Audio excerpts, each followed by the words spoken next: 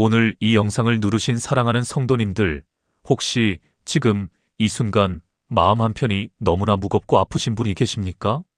사랑하는 배우자를 먼저 하늘나라로 보낸 뒤 빈 방을 바라보며 그 자리에 온기가 그리워 눈물로 밤을 지새우신 분이 계십니까? 아니면 오랜 세월을 함께 살아온 친구 혹은 너무나 사랑하는 자녀를 갑작스런 사고나 긴 병환 끝에 먼저 보내드리고 이제 남은 이 세상이 너무나 공허하고 텅 빈 것처럼 느껴지시는 분이 계십니까? 또는 지금 이 순간 병원 침대 위에 누워 계시거나 의사로부터 더 이상 할 수 있는 것이 없습니다라는 무서운 말을 들으셨거나 아니면 오랫동안 몸이 쇠약해져 가면서 나도 이제 얼마 남지 않았구나 하는 생각에 두려움이 마음을 덮쳐오시는 분이 계십니까? 사랑하는 성도님들, 오늘 이 자리에 그런 마음을 가지고 오신 분이 계신다면 저는 먼저 여러분의 그 아픔에 깊이 공감하고 싶습니다. 죽음이라는 단어는 너무나 크고 무겁습니다. 상실이라는 경험은 너무나 날카롭고 깊습니다. 아무리 믿음이 좋다고 자부하던 분들도 막상 이 현실 앞에 서면 흔들리는 것이 사람의 마음입니다. 하나님, 왜 이런 일이 저에게 일어나는 겁니까? 제가 무슨 잘못을 했기에 이렇게 힘든 겁니까? 과연 하나님은 지금 저와 함께 계시기는 한 건가요? 이런 질문들이 마음속 깊은 곳에서 올라오신 적 한 번쯤 있으시지 않습니까? 믿음의 가족들, 저는 오늘 여러분에게 아무 말도 안 해도 되는 척, 아무렇지 않은 척하라고 말씀드리러 온 것이 아닙니다. 오늘 저는 하나님의 말씀 위에 서서 이 고통의 한가운데서도 흔들리지 않을 소망을 함께 나누고 싶습니다. 그 소망의 이름은 바로 영원한 천국입니다. 오늘 이 시간 우리는 죽음의 문턱과 상실의 아픔 속에서 발견할 수 있는 영원한 천국 소망에 대해 4가지 중요한 진리를 함께 살펴보려 합니다. 첫 번째로 하나님은 죽음을 마지막이라고 부르지 않으신다는 진리. 두 번째로 상실의 아픔 가운데 예수님이 먼저 함께 우셨다는 진리. 세 번째로 천국은 막연한 꿈이 아니라 준비된 실제 집이라는 진리. 그리고 네 번째로 이 소망이 오늘을 살아가게 하는 능력이 된다는 진리입니다.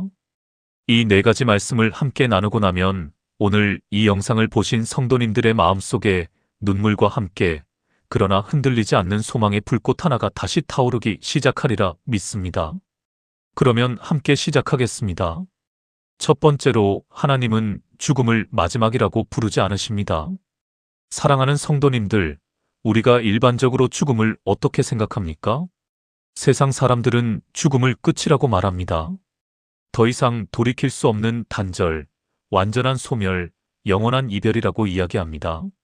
신문 부고란에는 별세하셨다고 쓰고 사람들은 무덤 앞에서 울며 이제 다시는 볼 수 없다고 말합니다. 그렇습니다. 육신의 눈으로 보면 죽음은 너무나 분명하고 냉혹한 끝처럼 보입니다. 그런데 믿음의 가족들, 성경은 죽음을 전혀 다른 언어로 설명하고 있다는 사실 알고 계십니까? 예수님께서 나사로가 죽었다는 소식을 들으셨을 때 그분이 제자들에게 뭐라고 하셨는지 기억하십니까? 요한복음 11장 11절에서 예수님은 이렇게 말씀하셨습니다. 우리 친구 나사로가 잠들었도다. 그러나 내가 깨우러 가노라. 제자들은 그 말씀을 듣고 주님, 잠들었으면 곧 낫겠지요라고 대답했습니다. 그러자 예수님은 분명히 밝혀주셨습니다. 나사로가 죽었느니라. 사랑하는 성도님들, 여기서 엄청난 진리 하나를 발견하게 됩니다. 예수님께서 죽음을 처음에 어떻게 표현하셨습니까? 잠들었다고 하셨습니다. 이것은 단순한 비유가 아닙니다. 예수님이 죽음을 바라보시는 신학적 시각이 그 한 단어 안에 들어 있습니다. 잠은 무엇입니까? 잠은 깨어남이 있습니다. 잠은 일시적입니다. 잠은 쉼입니다. 그리고 잠에서 깨어나면 새로운 아침이 시작됩니다. 하나님의 눈에 죽음은 끝이 아니라 새로운 아침을 위한 잠입니다. 믿음의 가족들, 우리가 사랑하는 사람을 먼저 하늘나라로 보냈을 때 세상은 그것을 영원한 이별이라고 말합니다. 그러나 하나님은 그것을 잠시 먼저 잠든 것이라고 말씀하십니다. 잠시 먼저 눈을 감은 것이라고 하십니다. 우리가 이 세상의 삶을 마치고 그 자리로 나아갈 때 다시 만남이 있을 것이라고 약속하십니다.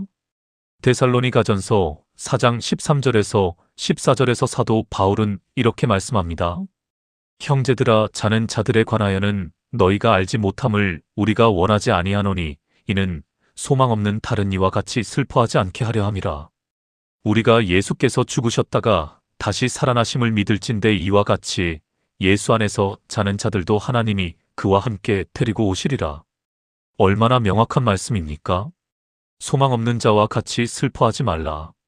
이 말씀은 슬퍼하지 말라는 것이 아닙니다. 슬픔 자체를 금지하는 것이 아닙니다. 슬픔의 성격이 달라야 한다는 말씀입니다. 소망이 없는 슬픔이 아니라 소망 위에 선 슬픔이어야 한다는 것입니다. 눈물이 흘러도 좋습니다. 마음이 찢어지듯 아파도 괜찮습니다. 그러나 그 눈물 아래에, 그 아픔의 바닥에는 예수 그리스도 안에서 다시 만날 것이라는 소망이 뿌리처럼 박혀 있어야 한다는 것입니다. 사랑하는 성도님들, 우리 곁을 떠난 사랑하는 사람들은 지금 어디에 있습니까? 빌립보서 1장 21절에서 23절에서 바울은 이렇게 고백합니다. 이는 내게 사는 것이 그리스도니 죽는 것도 유익함이라. 그러나 만일 육신으로 사는 이것이 내일의 열매일진데 무엇을 택해야 하는지 나는 알지 못하노라. 내가 그 둘 사이에 끼었으니 차라리 세상을 떠나서 그리스도와 함께 있는 것이 훨씬 더 좋은 일이라. 세상을 떠나는 것이 훨씬 더 좋은 일이라고 바울은 말합니다. 왜냐하면 그리스도와 함께 있기 때문입니다. 우리가 먼저 보낸 사랑하는 그분들은 지금 고통 가운데 있는 것이 아닙니다. 그분들은 지금 우리가 아직 경험하지 못한 가장 완전한 평안, 가장 완전한 기쁨, 가장 완전한 사랑 가운데 있습니다. 예수님과 함께 있습니다. 믿음의 가족들, 여기에 병상에 누워 계신 분들이 계십니까? 두려우십니까? 저는 그 두려움이 충분히 이해됩니다. 그러나 오늘 하나님 말씀이 우리에게 선언하는 것은 이것입니다. 당신이 예수 그리스도를 믿는 자라면 당신이 이 세상을 떠나는 순간은 끝이 아닙니다. 그것은 더 좋은 곳으로 가는 문입니다. 그것은 잠시 잠드는 것입니다. 그리고 눈을 뜨면 하나님의 영광 가운데 서 있게 될 것입니다. 고린도후서 5장 1절에서 2절에 이런 말씀이 있습니다. 만일 땅에 있는 우리의 장막집이 무너지면 하나님께서 지으신 집 곧 손으로 짓지 아니한 하늘에 있는 영원한 집이 우리에게 있는 줄 아느니라. 이 장막에 있는 우리가 짐진 것 같이 탄식하는 것은 벗고자 함이 아니요 오히려 터십고자 함이니 우리 몸을 장막집이라고 합니다. 장막은 천막입니다. 임시 거처입니다. 우리가 이 세상에서 사는 것은 임시 천막에서 사는 것과 같습니다. 그러나 이 천막이 무너질 때 손으로 짓지 않은 하늘에 있는 영원한 집이 기다리고 있습니다. 사랑하는 성도님들, 지금 몸이 쇠약해져 가고 있습니까? 지금 천막이 낡아가고 있습니까? 그것은 영원한 집을 향해 가까워지고 있다는 신호입니다. 우리 몸이 쇠약해질수록 천국은 가까워집니다.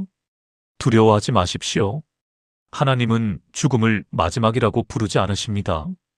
그분은 죽음을 향해 다시 시작이라고 말씀하십니다. 그러면 이제 두 번째 진리로 넘어가 보겠습니다.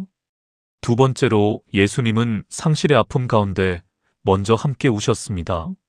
사랑하는 성도님들, 혹시 이런 생각을 해보신 적 있으십니까? 나는 하나님을 믿는다고 하는데 왜 이렇게 마음이 아프지? 신앙이 있으면 좀 덜 슬퍼야 하는 것 아닌가? 눈물이 나는 걸 보면 내 믿음이 아직 부족한 건 아닐까?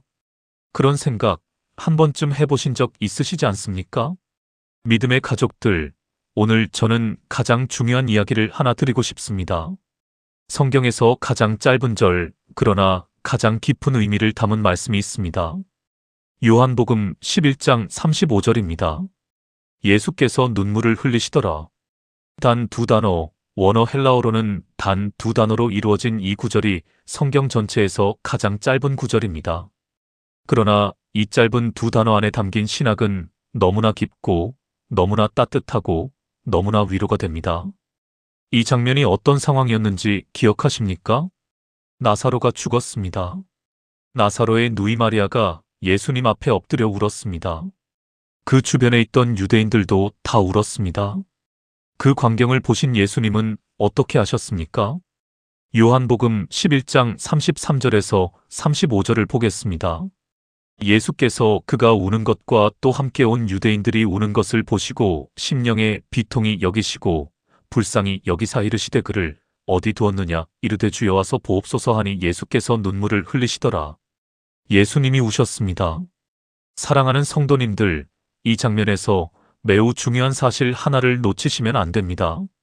예수님은 이미 나사로를 살리실 것을 알고 계셨습니다. 그분은 이미 마음속에 나사로를 다시 살리리라 결심하셨습니다. 그러나 그럼에도 불구하고 그분은 사람들의 울음을 보시며 함께 우셨습니다. 왜 그러셨겠습니까?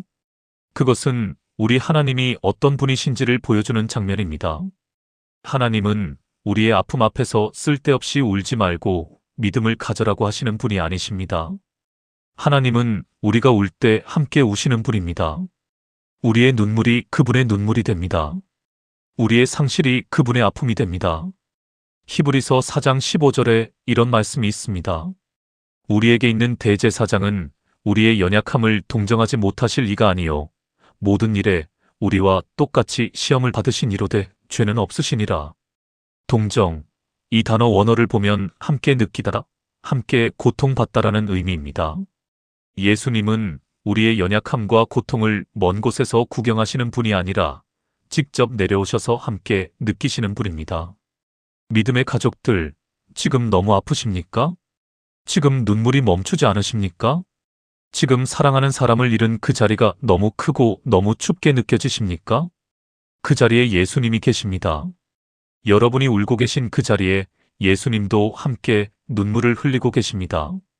그분은 결코 여러분을 혼자 두지 않으십니다. 이사야 43장 2절에 이런 아름다운 약속이 있습니다. 내가 물 가운데로 지날 때에 내가 너와 함께 할 것이라. 강을 건널 때에 물이 너를 침몰하지 못할 것이며 내가 불 가운데로 지날 때에 타지도 아니할 것이요 불꽃이 너를 사르지 못하리니. 물 가운데로 지날 때입니다. 강을 건널 때입니다. 불 가운데로 지날 때입니다. 좋은 시절, 행복한 시절, 모든 것이 잘 될 때가 아닙니다. 가장 힘들고 가장 무너질 것 같고 가장 두려운 바로 그 순간에 함께하겠다고 말씀하십니다. 사랑하는 성도님들, 배우자를 먼저 떠나보내고 혼자 남게 된 분들이 계십니까? 자녀를 먼저 보내는 상상도 할 수 없는 고통을 당하신 분이 계십니까? 그 아픔 가운데 하나님이 어디 계시냐고 물으실 수 있습니다. 그 분노도 충분히 이해됩니다. 성경에도 그런 솔직한 외침들이 있습니다. 시편 22편 1절에 다윗이 이렇게 부르짖습니다. 내 하나님이여, 내 하나님이여, 어찌 나를 버리셨나이까? 어찌 나를 멀리하여 돕지 아니하시오며 내 신음소리를 듣지 아니하시나이까? 이것이 성경에 있습니다. 하나님이 버리신 것 같은 이 느낌, 이 외침이 성경에 기록되어 있습니다. 그렇다면 이것은 불신앙이 아닙니다. 이것은 진실한 신앙입니다. 하나님께 솔직하게 마음을 토로하는 것이 신앙입니다. 그리고 그 외침에 하나님은 침묵하지 않으십니다. 시편 22편을 끝까지 읽어보면 마지막에 다윗이 이렇게 고백합니다. 시편 22편 24절을 보겠습니다. 그는 고난당한 자의 고난을 멸시하거나 싫어하지 아니하시며 그의 얼굴을 그에게서 숨기지 아니하시고 그가 부르짖을 때에 들으셨도다. 고난당한 자의 고난을 멸시하지 않으십니다. 싫어하지 않으십니다. 얼굴을 숨기지 않으십니다. 부르짖을 때에 들으셨습니다. 믿음의 가족들, 지금 하나님께 부르짖으십시오. 눈물로 부르짖으십시오. 하나님 너무 아픕니다. 이 상실이 너무 큽니다. 이 두려움이 너무 큽니다. 저와 함께 해주십시오. 이렇게 부르짖으시면 하나님은 들으십니다. 그리고 응답하십니다. 2025년 오늘도 수많은 성도님들이 상실의 아픔 속에서 하나님께 부르짖고 있습니다. 혼자 밥상을 차리면서 울고 있습니다. 병원 복도에서 기도하면서 울고 있습니다. 무덤 앞에서 울고 있습니다. 그러나 믿음의 가족들, 그 눈물은 결코 혼자 흘리는 눈물이 아닙니다. 예수님이 함께 흘리고 계십니다. 요한계시록 21장 4절에 하나님이 마지막에 하실 일을 이렇게 말씀하십니다. 모든 눈물을 그 눈에서 닦아주시니 다시는 사망이 없고 애통하는 것이나 곡하는 것이나 아픈 것이 다시 있지 아니하리니 처음 것들이 다 지나갔음이러라. 하나님이 직접 손으로 우리 눈물을 닦아주신다는 것입니다. 그날이 반드시 옵니다. 지금은 눈물의 날이지만 반드시 눈물 없는 날이 옵니다. 지금은 아픔의 계절이지만 반드시 모든 아픔이 끝나는 날이 옵니다. 그날을 향해 우리는 걸어가고 있습니다. 그리고 그 길을 예수님이 함께 걸어가고 계십니다. 그러면 이제 세 번째 진리로 나아가겠습니다. 세 번째로, 천국은 막연한 꿈이 아니라 준비된 실제 집입니다. 사랑하는 성도님들, 천국에 대해 어떻게 생각하십니까? 혹시 막연하게 좋은 곳이겠지, 어딘가에 있겠지 정도로만 생각하고 계신 분이 있으십니까? 아니면 어차피 죽고 나면 알게 되겠지, 지금 내가 알 수 있는 건 아니잖아 라고 생각하시는 분이 계십니까? 믿음의 가족들, 오늘 저는 성경이 천국에 대해 얼마나 구체적으로, 얼마나 실제적으로, 얼마나 확실하게 이야기하고 있는지를 함께 보고 싶습니다. 요한복음 14장 1절에서 3절, 이 말씀은 너무나 유명하고 너무나 소중한 말씀입니다. 예수님이 십자가를 지시기 전날 밤 제자들에게 마지막으로 하신 말씀입니다. 너희는 마음에 근심하지 말라. 하나님을 믿으니 또 나를 믿으라. 내 아버지 집에 거할 곳이 많도다. 그렇지 않으면 너희에게 일렀으리라. 내가 너희를 위하여 거처를 예비하러 가노니 가서 너희를 위하여 거처를 예비하면 내가 다시 와서 너희를 내게로 영접하여 나 있는 곳에 너희도 있게 하리라.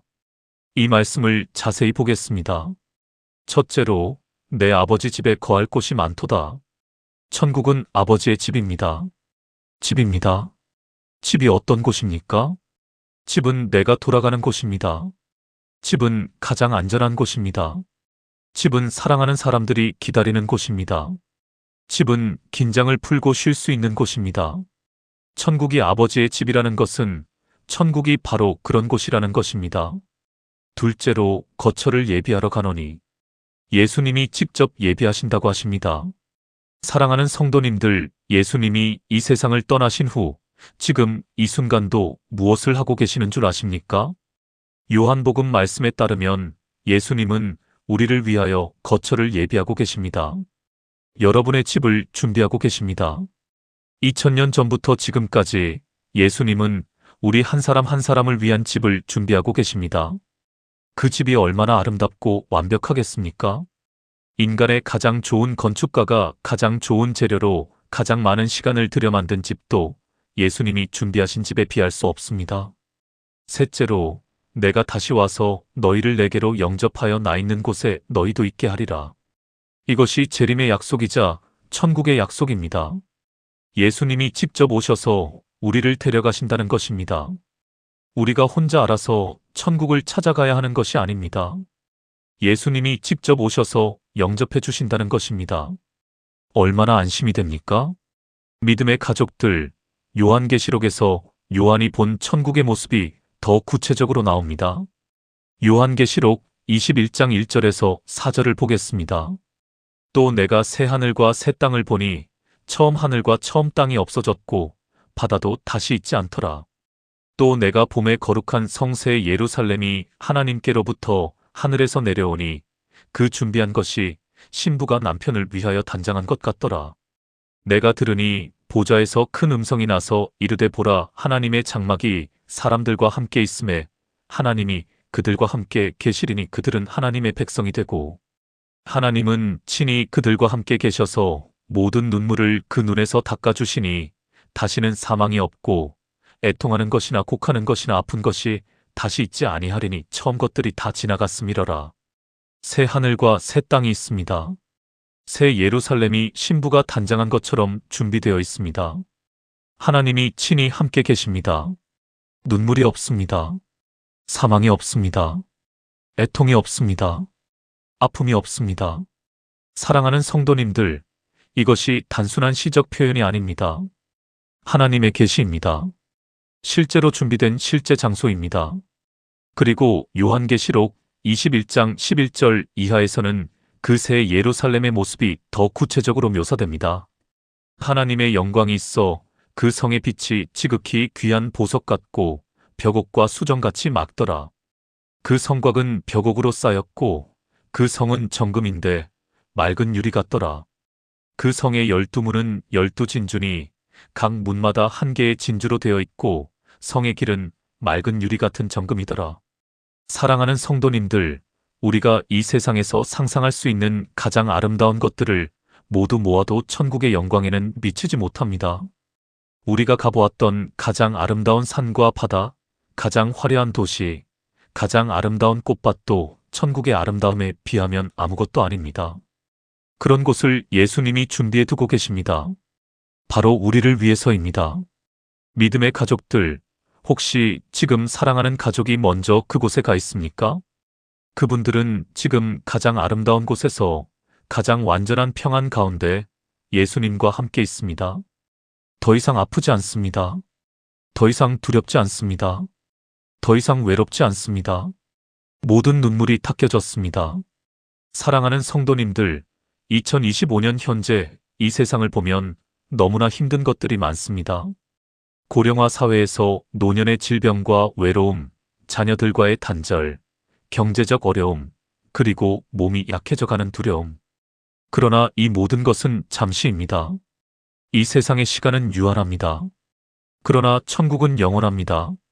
고린도전서 2장 9절에 이런 말씀이 있습니다.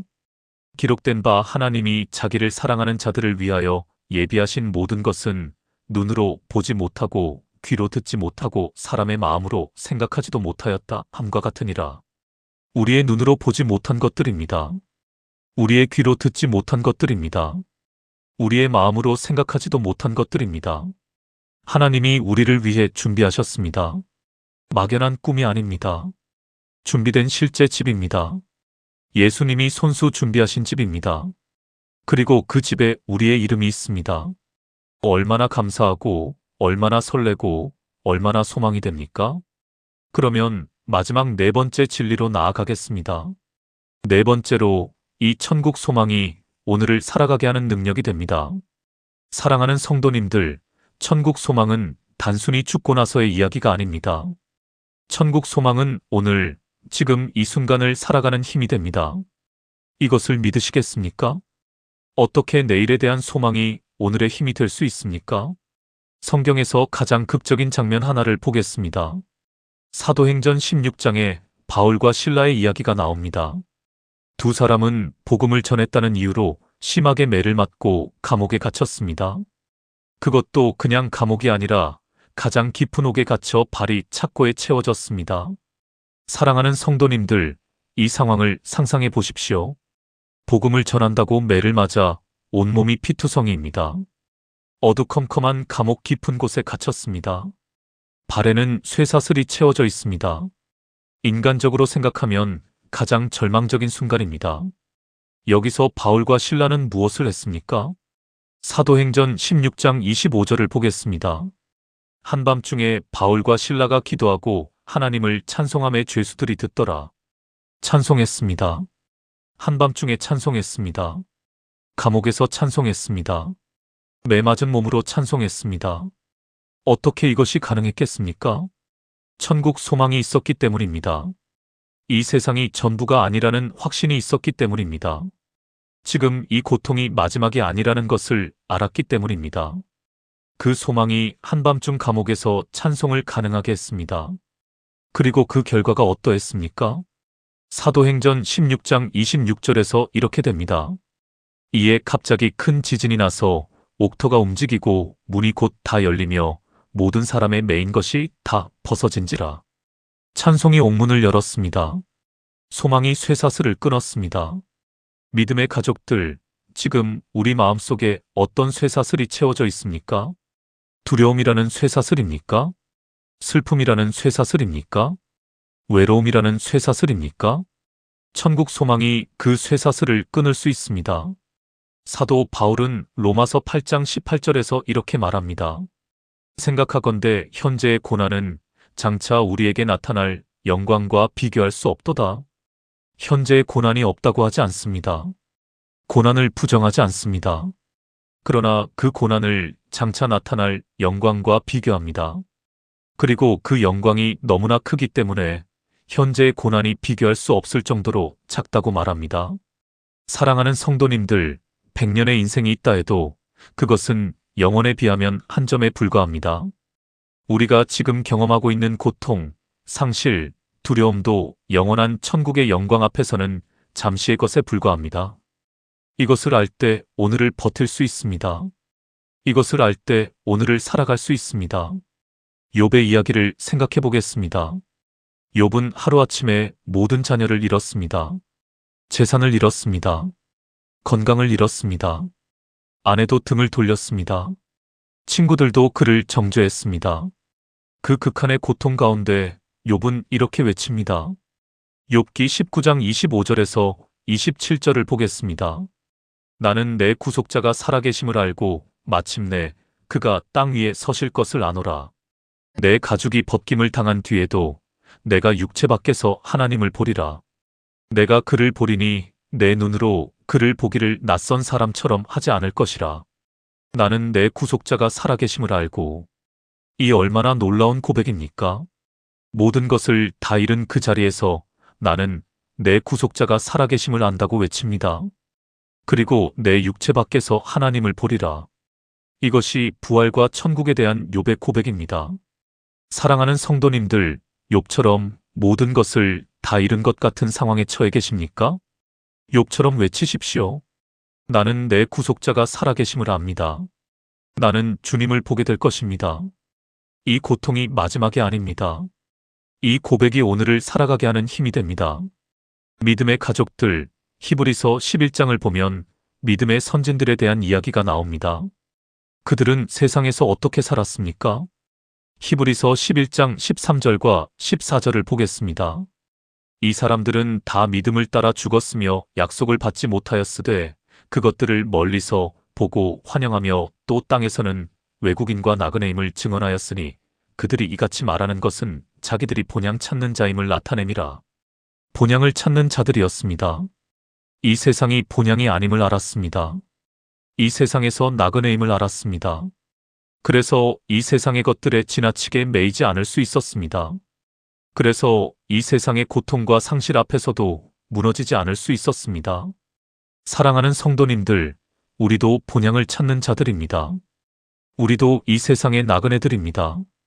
나그네가 길에서 잠시 힘들어도 결국 집에 도착한다는 것을 알고 있기에 참을 수 있습니다. 우리의 본향은 천국입니다. 예수님이 준비하신 아버지의 집입니다. 그리고 우리는 지금 그 집을 향해 걸어가고 있습니다. 어떤 날은 길이 험하고 어둡습니다. 어떤 날은 너무 지쳐서 더 이상 걸을 수 없을 것 같습니다. 어떤 날은 사랑하는 동행자가 먼저 가버려서 너무나 외롭습니다. 그러나 집은 반드시 있습니다. 집에는 반드시 도착합니다. 그리고 집에 도착하면 아버지가 기다리고 계십니다.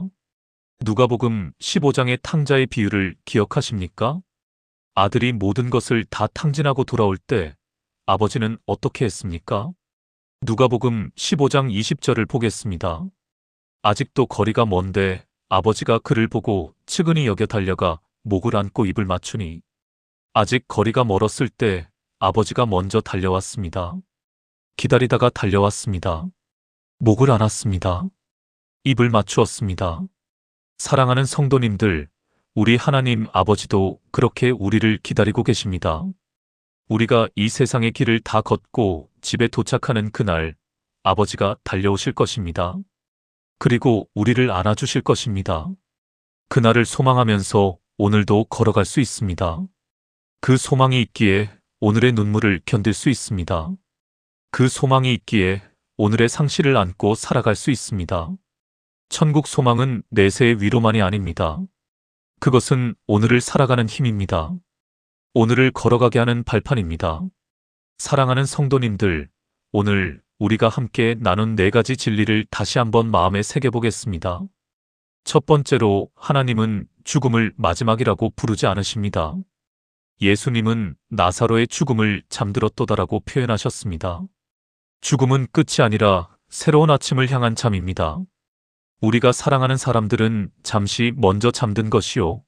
우리도 언젠가 그 자리에서 다시 만나게 될 것입니다. 두 번째로 예수님은 상실의 아픔 가운데 먼저 함께 우셨습니다. 예수께서 눈물을 흘리시더라. 우리가 울 때 예수님도 함께 우십니다. 우리의 아픔이 그분의 아픔입니다. 우리는 결코 혼자가 아닙니다. 하나님은 고난당한 자의 고난을 멸시하지 않으시고 그가 부르짖을 때 들으십니다. 세 번째로 천국은 막연한 꿈이 아니라 준비된 실제 집입니다. 내가 너희를 위하여 거처를 예비하러 가노니. 예수님이 직접 우리를 위한 집을 준비하고 계십니다.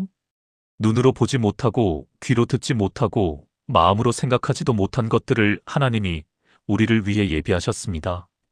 그 집에 우리의 이름이 있습니다. 그리고 그 집에 우리가 사랑하는 사람들이 있습니다. 네 번째로 이 천국 소망이 오늘을 살아가게 하는 능력이 됩니다. 바울과 실라가 한밤중 감옥에서 찬송했을 때 옥문이 열렸습니다. 욥이 모든 것을 잃은 자리에서 나는 내 구속자가 살아계심을 안다고 외쳤습니다. 현재의 고난은 장차 나타날 영광과 비교할 수 없습니다. 이 소망이 오늘을 살아가게 하고 오늘의 눈물을 견디게 하고 오늘의 상실을 안고 계속 걸어가게 합니다. 믿음의 가족들, 오늘 이 말씀을 들으신 성도님들에게 하나님의 평강이 임하기를 간절히 기도합니다. 지금 너무 아프고 너무 힘드신 분들이 계십니까? 그 아픔이 결코 마지막이 아닙니다. 지금 사랑하는 사람을 잃은 상실의 아픔 가운데 계신 분들이 계십니까? 그분들은 지금 예수님과 함께 가장 아름다운 곳에 있습니다. 그리고 우리도 반드시 그곳에서 다시 만나게 됩니다. 지금 죽음이 두려우신 분들이 계십니까? 예수님이 먼저 그 길을 가셨습니다. 그분이 죽음을 이기시고 부활하셨기 때문에 우리도 그 죽음의 문을 통과하여 영원한 생명으로 나아가게 됩니다. 두려워하지 마십시오. 사랑하는 성도님들, 오늘 이 말씀이 여러분의 마음에 작은 위로가 되었다면 지금 아래의 좋아요 버튼을 눌러주십시오. 그리고 댓글에 아멘이라고만 써주셔도 너무 감사하겠습니다. 또한 지금 이 순간 비슷한 아픔을 겪고 계신 분들, 죽음의 문턱에서 두려워하시는 분들, 상실의 슬픔 가운데 계신 분들이 주변에 계신다면 이 영상을 꼭 공유해 주시기 바랍니다. 여러분의 공유 하나가 그분들에게 생명의 말씀이 될 수 있습니다. 구독도 아직 안 하신 분들은 구독 버튼도 눌러주시면 감사하겠습니다. 앞으로도 하나님의 말씀으로 여러분의 마음을 위로하고 힘을 드리는 영상들을 계속 올리겠습니다. 믿음의 가족들, 마지막으로 함께 이 말씀을 마음에 새기면서 마무리하겠습니다. 요한복음 11장 25절에서 26절에서 예수님이 이렇게 말씀하셨습니다. 나는 부활이요 생명이니 나를 믿는 자는 죽어도 살겠고 무릇 살아서 나를 믿는 자는 영원히 죽지 아니하리니. 이것을 내가 믿느냐? 나는 부활이요 생명이십니다. 나를 믿는 자는 죽어도 살겠고 무릇 살아서 나를 믿는 자는 영원히 죽지 아니하리니. 사랑하는 성도님들, 예수님을 믿으십니까? 그렇다면 죽음이 여러분의 마지막이 아닙니다. 상실이 여러분의 결론이 아닙니다. 눈물이 여러분의 영원한 노래가 아닙니다. 부활과 영생이 기다리고 있습니다. 영원한 천국이 준비되어 있습니다. 그리고 그날 모든 눈물이 닦여질 것입니다. 모든 아픔이 사라질 것입니다. 사랑하는 가족들과 다시 만나게 될 것입니다. 예수님의 얼굴을 직접 보게 될 것입니다. 아버지의 집에 드디어 도착하게 될 것입니다. 그날을 소망하면서 오늘도 힘차게 걸어가시는 믿음의 가족들이 되시길 주님의 이름으로 축복합니다. 하나님의 평강이 여러분의 마음과 생각 가운데 충만하기를 기도합니다. 죽음도 끊을 수 없고 상실도 빼앗을 수 없는 하나님의 사랑이 오늘도 여러분과 함께 하시길 예수님의 이름으로 간절히 축복합니다. 아멘.